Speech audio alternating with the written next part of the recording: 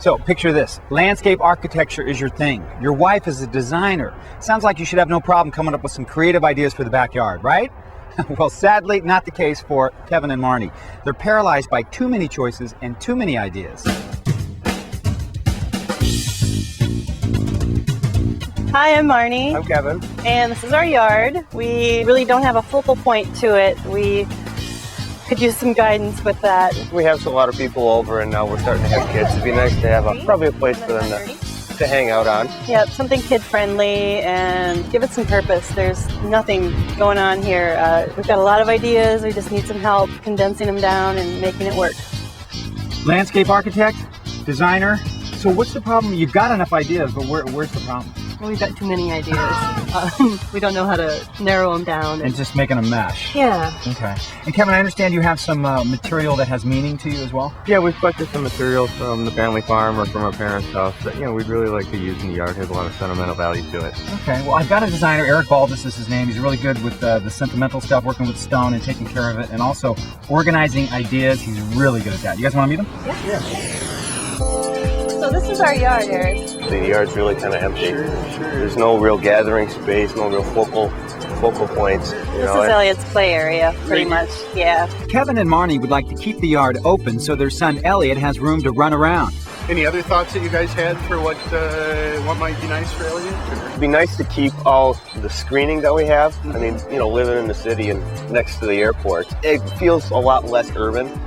We like our neighbors, we love our neighbors, but we don't need to necessarily see everything about our neighbors. Yep. A little filtering is good. Yeah. It's nice in the back. There's a lot lower canopy, so Elliot has a little porch back there. Sure, yeah. It'd be nice to keep that stuff in there so he can use his imagination as far as sports or playing back there. Yeah, absolutely. And things like that.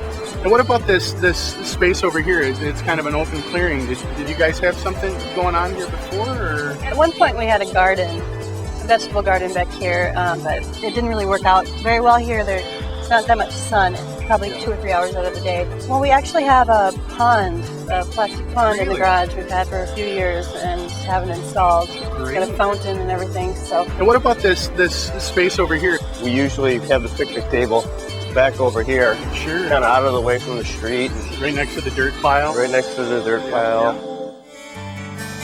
It'd be nice to have a patio or something we can put it on so we don't have to move it every time we mow and get the people's feet wet when it rains. Yep, I would agree. We have a bunch of other materials that we've just kind of collected and they've ended up right there. Oh, fabulous. Yeah, that stuff looks great. This is stone from my grandpa's farm. It was hand-cut stone that he did, and you can still see some of the tool marks with the hand cut. This pink stone here, what's that? That came from my mom's rock garden. And I would really like to build something in her memory with those. Yeah, definitely. It's beautiful material. I think we can do a lot of great stuff with this. There's a lot of fun materials here. And yeah, it's a good mixture of colors and textures that I think will really make it really interesting. Absolutely. Eric will put the family history to work with a creative plan that should satisfy this artistic couple and their young son. That's great. Okay, yeah, it was really good. Super. A brick paver patio will span the gap between the house and the garage and swoop around back to create an area for entertaining.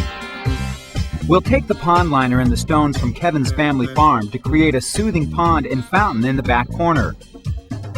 With the red rock from Marnie's mom's garden, we'll create a memorial surrounded by flowering plants.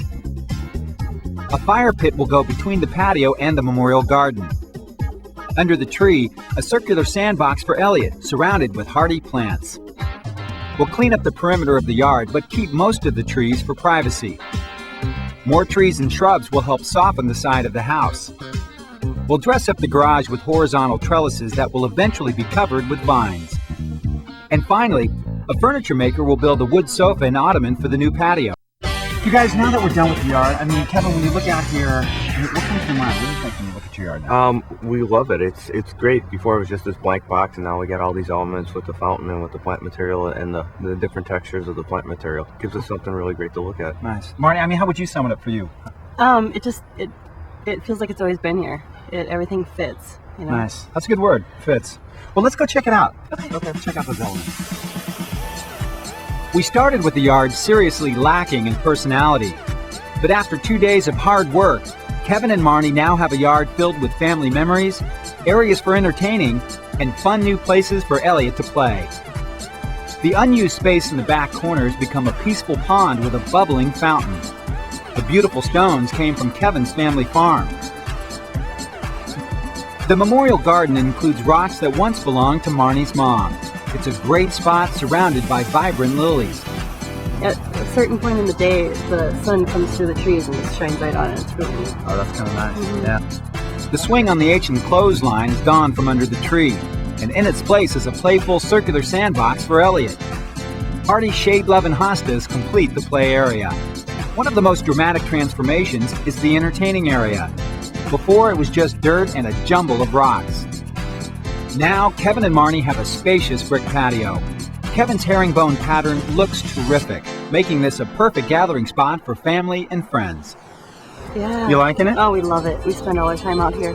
And I bet you like that bench that you built. We love the bench. We really do. You did a good job on it. It turned out great. Eric, what's going on? Occupying the bench that Marnie built. Hey, Kevin. Hey, Eric. Thank you so much. Yeah, you bet. You bet. Yeah, you guys are really happy. It turned out nice. Yeah, we love it. Fabulous. Love to hear it. Before we check out and say goodbye, quick recap on how we kept it smart for Kevin and for Marnie. Sure.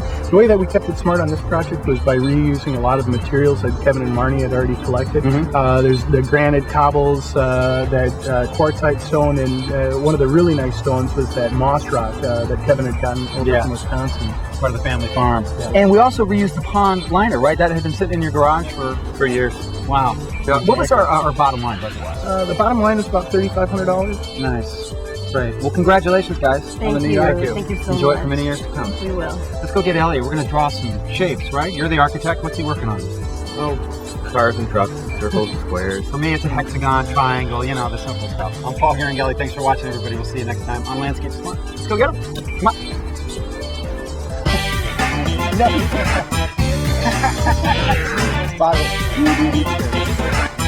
Well, I made tanks in the sand. I'm going to make a thing.